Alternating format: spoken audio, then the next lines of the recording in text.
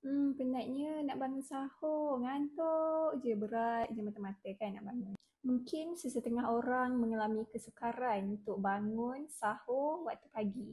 Macam mana untuk atasi rasa mengantuk yang teramat sangat? So, jom satu trik untuk mengatasi rasa mengantuk waktu nak bangun sahur. Kita bangun, kita pergi ke dapur dengan rasa mengantuk tu, isikan segelas air dengan air sejuk, cold temperature, ataupun air dari peti ais.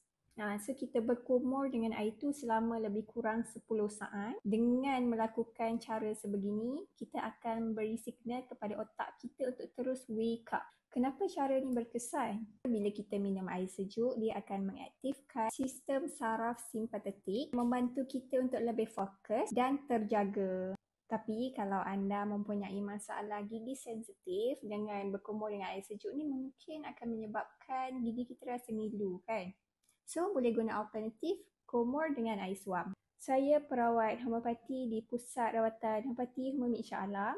Pada mereka yang mungkin ingin mendapatkan rawatan homeopati, boleh datang kerana kami beroperasi seperti biasa sepanjang bulan puasa.